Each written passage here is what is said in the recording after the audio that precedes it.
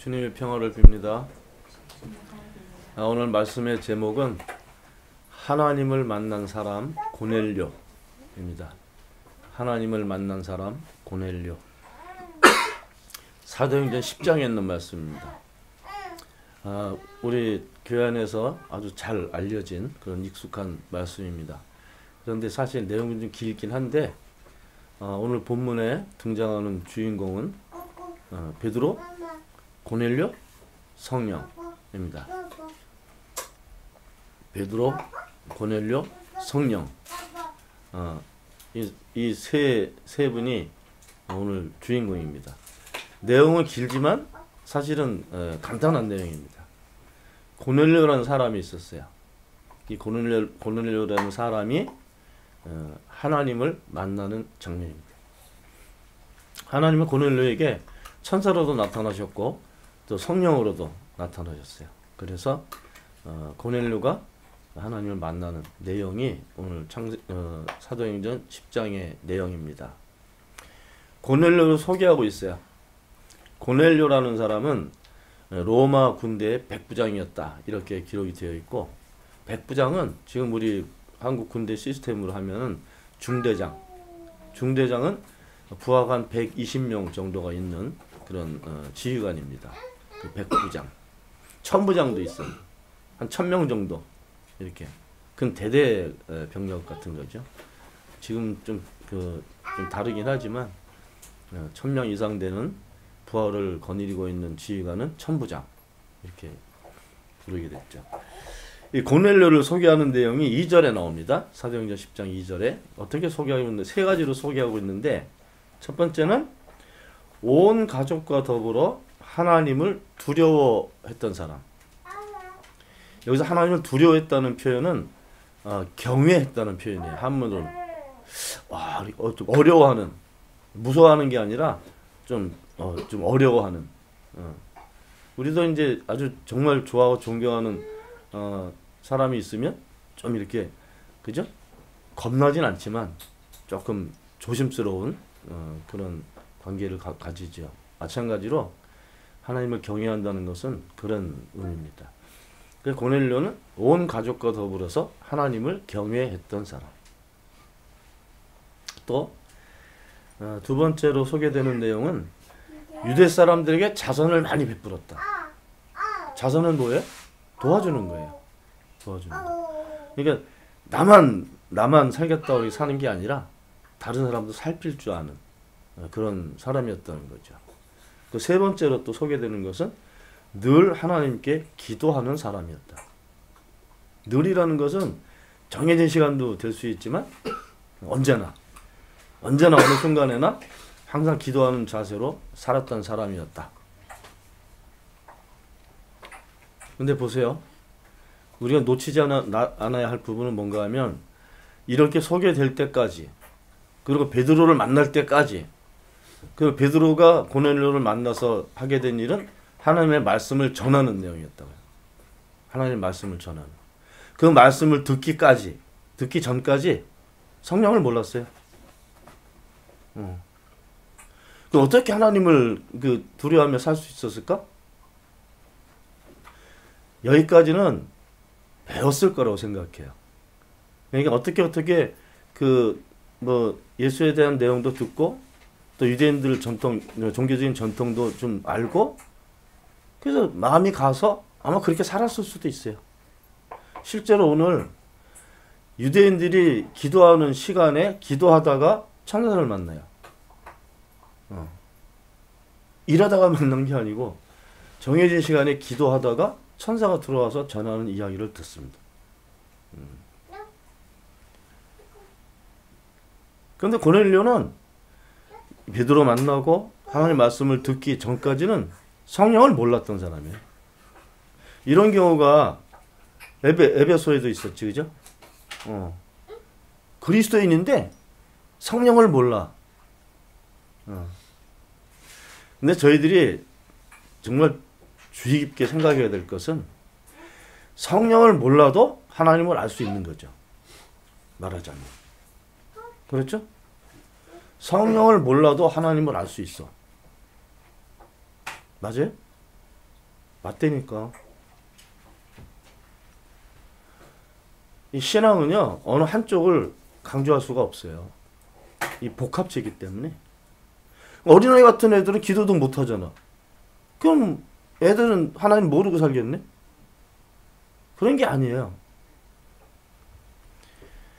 사람 쪽에서 신앙을 평가하는 게 아니고 하나님 시선으로 사람을 봐야 됩니다. 그래서 그렇게 봐야 돼요. 내가 가지고 있는 지식과 경험과 여기 갇혀 있으면 안 돼. 그러면 하나님을 부분적으로 아는 거죠. 내가 아는 것만. 물론 내가 아는 것만 알 수밖에 없겠지. 그렇지만 더 알 수 있어요. 고넬료 같은 경우는 하나님을 믿는다고 했지만 하나님 만난 적도 없고 성령을 받은 적도 없고 뭐 없었어요. 중요한 것은 그런 고넬료를 하나님께서 기억하시고 찾아가셨다는 거예요. 그게 중요한 내용입니다. 고넬료가 자기 하나님 만날 생각이 없었어요. 근데 하나님께서는 고넬료가 이런 걸 잘 모를 테니까 베드로를 보내신 거야. 베드로는 이미 성령을 알고 있고 예수 그리스도의 복음도 알고 있고 하나님도 알고 있는 사람이라고요. 그 사람을 보내신 거야. 고넬료를 만나게 하신 거야. 그런 말씀을 전하게 하신 거예요. 여기서 또 우리가 실수할 수 있는 부분이 뭐가 있나 하면 그러면 하나님을 만나고 내 신앙을 잡기 위해서는 아주 좋은 종교 지도자가 있어야 되겠다. 이렇게 생각할 거 아니에요? 우리 교회식으로 하면 목사님한테 목사님을 통해서 뭐 은혜도 받고 목사님 통해서 뭐 알고 이렇게 생각할 거 아니에요? 그 생각이 틀린 생각이라고요. 그 생각이 틀린 생각이에요. 내 믿음과 내 신앙은 누구를 통해서 세워지는 것이 아닙니다. 하나님은 누구를 통해서 나에 대한 계획을 이루시는 것이 아닙니다. 하나님께서는 나를 보고 계시는 거예요. 누구를 통해서, 목사님을 통해서, 신앙이 좋은 부모님을 통해서, 좋은, 신앙이 좋은 친구를 통해서 하나님을 드러내신 것이 아니고, 나한테 직접 오시는 거예요. 근데 왜 하나님 못 만나요? 오늘 본문 내용처럼 만날 수 있어요. 물론 시대가 바뀌어서 다른 방법을 취하실 수도 있겠지. 근데 왜 내가 하나님을 못 만나요? 그만큼 관심이 없는 거야. 사람 쪽에서. 사람 쪽에서 관심이 없어도 하나님께서는 역사하실 수 있어요. 아무도 처음부터 하나님에 대해 관심을 가졌던 사람들이 없었어요.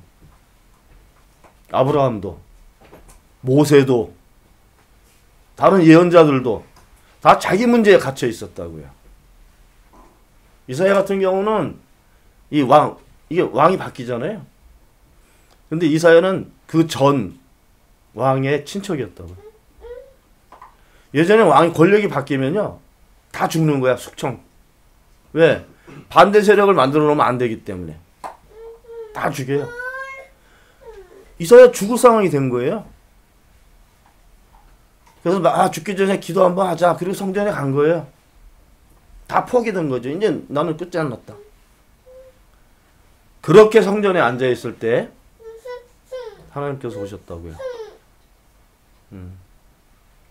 모세 똑같잖아요. 모세. 그죠? 왕자였다가 도망자 신세로 다른 나라에 숨어서 살고 있는 모세. 하나님 찾았겠어요?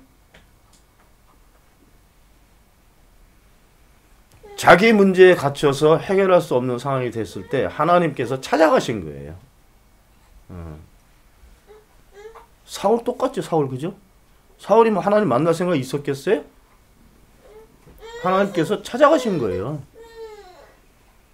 다 그런 거예요. 예레미야도 그렇고. 여러분도 꼭 알아야 될 것은 성서에 등장하는 사람들, 인물들은 다 하나님을 만난 사람들이에요. 다 만난 사람들인데 1대1로 만난 사람들이에요. 무엇을 통해서가 아니라 어떤 집단을 통해서가 아니라 무슨 어떤 신앙의 조직을 통해서가 아니라 직접 만난 사람들입니다. 여러분 주의 있게 보세요. 성서. 다 그래. 지금 제가 예를 드는 사람들 다 그랬다니까.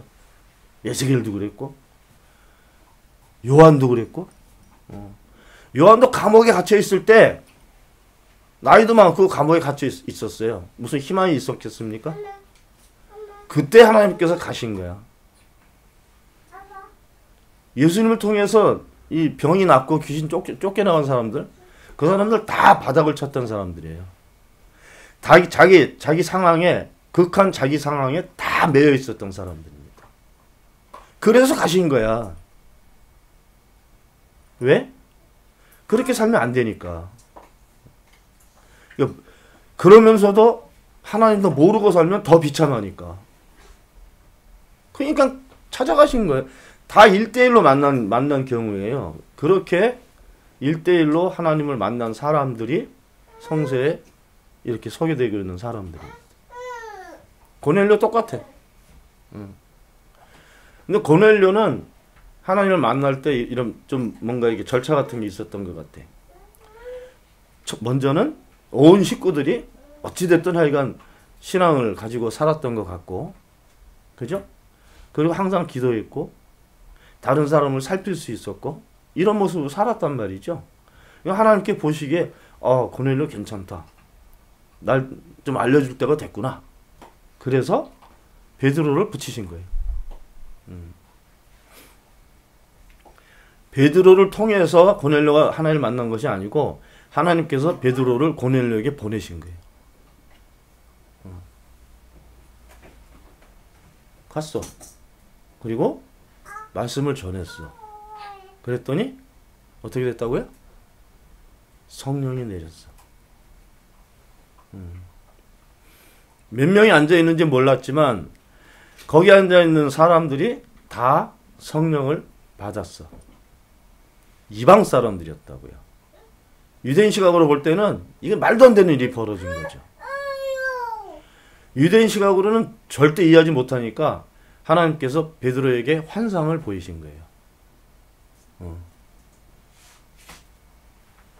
원래 유대인들은 안 먹는 음식들이 있잖아요. 돼지고기, 비닐 없는 생선, 땅에 기는 거, 이런 것들.